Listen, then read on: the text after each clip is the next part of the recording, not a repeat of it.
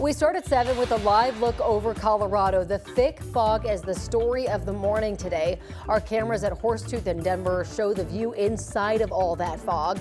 Horsetooth gives a unique view above the fog, which just looks like a cloudy sea. And meanwhile, it's all clear at the Eisenhower Johnson tunnels. But that fog is causing a lot of problems, and that included a ground stop on flights out at DIA. I'm Corey Rose. And I'm Jordan Chavez. Yeah, the good news is that within the last few minutes, the FAA updated that ground stop to a ground delay. We do want to get out to the airport right now where our Lauren Scafidi is live with the latest conditions. Lauren, it is still incredibly foggy right there behind you. It is, yeah. Here is why that ground stop was initially issued about an hour ago. You can't really see much. The fog is so thick, you can't even see the airport behind me. I promise it is back there. Even getting here was really interesting, Corey and Jordan. We can see all of the cars around us on Pena just fine, but the other side, the oncoming traffic for Pena, forget about it. You couldn't see anything. You could hardly see headlights. So we want to show you a couple different views around the airport. We have a camera at DIA. Here is that picture. You can hardly even really tell what's in frame because the fog is just so thick. The FAA's ground stop was originally set to last until at least 7 this morning, but within the last 15 minutes or so, the FAA updated that ground stop to a ground delay. That means flights will get pushed by, on average, about an hour or so because of the fog. Now, we've been keeping an eye on FlightAware this morning. We've watched those delays really creep up right now. 53 flights are delayed, 22 others canceled. We will keep watching those numbers for you this morning. Now, you also have to consider this is coming off of a really busy travel weekend for Memorial Day. Friday and Monday were expected to be the busiest days, but you know, Tuesday morning, come on, you're going to see some of those stragglers. So we'll definitely keep an eye on all of this. I did reach out to DIA. I wanted to know how this was going to impact travel the rest of the day. As soon as I hear back from them, I'll bring you those updates on air, online, and streaming on 9 News Plus. Live at DIA, Lauren Scafidi, 9 News. Let's send things on. Well, thank you, Lauren. And yeah, it is pretty foggy out there. I mean, it just looks different, especially from the difference from our tower cams and you actually being out there. And so, yeah, I mean, I had a lot of text messages, honestly, from my teammates that are now up here asking me if they're going to have any flight delays because, of course, they're getting in for OTA starting today. And I said, you know, the rain and storm should be okay. Although the fog, and that's exactly what we're seeing this morning, the dense fog advisory, it goes until about 9 a.m. We'll see if they will extend that or not. This includes the foothills as well as the parts of the front range, especially here in the metro. But so far, look at that current visibility. I mean, DIA, that's where Lauren was currently at, 0.1 mile visibility. 0.3 in Lakewood and also here in Broomfield. So really just the metro and also out there towards Fort Morgan, 1.5. So there's still a little bit of dense fog out there as well. Temperatures are on the cooler side, though. You can see we're in the upper 40s. But the good news, once this fog lifts, we'll start to see more sunshine around lunchtime this afternoon. So our temperatures will rebound into the low 70s, although we are tracking some more showers and thunderstorms, especially as we head into this afternoon. So in our full forecast, we're going to talk about the timing and the details, how that can impact your day. But overall, 74 degrees will be the high. But Brianna, is there any stoppage or anything like that on the roadways from this dense fog? I just want to show you this camera, Jaden. I-225 and Colfax Avenue. I've been showing you this camera all throughout the morning where we're starting to see that fog kind of sort of lift up in that area. We are starting to see those cars. I mean, 20 minutes ago, that was not the case. You can't even see anything, but we're starting to see those headlights and those brake lights. Now, I-70 and Brighton Boulevard, a very different story. Holly Street, we're heading to Denver International Airport. We're seeing that fog close to where Lauren Scafidi was at and giving us a live report. And then I-25 and 120th Avenue, we are seeing a bit of a slowdown in that area because of a crash. So let's switch things over to our main maps. Talk about two crashes that just popped up. The first one, westbound I-70. This is just after Colorado Boulevard. That center lane is partially blocked. We do have crews there on scene.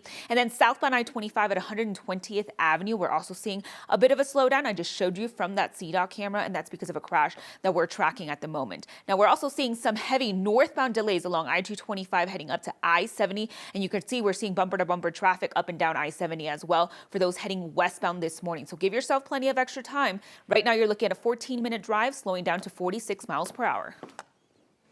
Brianna, thank you. The trial for the man accused of killing 2 people along the South Platte River bike path is set to start in an hour and a half. Tanner Felder faces first-degree murder charges. That's right. 9 News reporter Courtney Yun is joining us live outside of Denver District Court. And Courtney, he's accused of shooting and killing 2 people just days apart. Yes, Corey and Jordan, and this all happened back in September of 2023. Investigators say the two people murdered most likely don't know the person who killed them. 31-year-old Lluvia Robles Benuelos was killed just after midnight in the area of East 45th Avenue and North Washington Street. 43-year-old Jeremy Hutchison was killed just 3 days later near South Platte River Drive and West Florida Avenue. Police say he was riding his bike when he was shot. An officer patrolling the South Platte bike trail heard the gunshots and saw someone leaving the area. At the time, police set up a perimeter but were not able to find the suspect. Last June, an investigator who testified in court said there's no evidence to suggest these were attempted robberies. They also said there's nothing obvious about the suspect's motive. The investigator said shell casings found at the two crime scenes were fired from the same gun. Then officers found shell casings in Fielder's car that tied him to the murders. This trial is set to begin at 8:30 this morning, and it'll all start with jury selection coming up in a little over in just an hour. At 8 o'clock, we'll tell you a little bit more about the suspect's history leading up to these two shootings. Live at Denver District Court, Courtney Yoon, 9 News. Courtney, thank you. Well, in just an hour and a half, the man accused of shooting an Adams County deputy is set to learn his fate in court. This happened in August of 2023. Adams County deputies say that 38-year-old Danny Martinez led them on a chase involving a stolen car. The chase ended in a crash on North Federal Boulevard. After fleeing on foot, Martinez shot the deputy. The bullet hit the deputy in his bulletproof vest. Luckily, he was not seriously hurt. Martinez was later arrested after deputies found him hiding in a trash can. Martinez was convicted of second-degree attempted murder back in March. His sentencing is set for 8:30 this morning in Adams County. New this morning, a CBI investigation is underway as we speak after firefighters found a body inside a burning car south of Pueblo yesterday. A driver discovered the burning car just after 1 yesterday morning. CBI says it was parked on a frontage road next to I-25 between Stem Beach and Colorado City.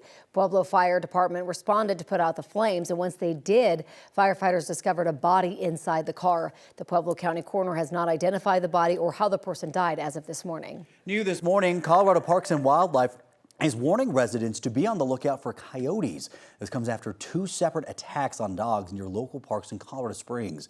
According to CPW, one attack occurred near Palmer Park and the other happened at Rock Rim Open Space. Both dogs were on 6-foot leashes walking with their owners when they were attacked. CPW says that coyotes can become more aggressive during this time of year because they have young pups.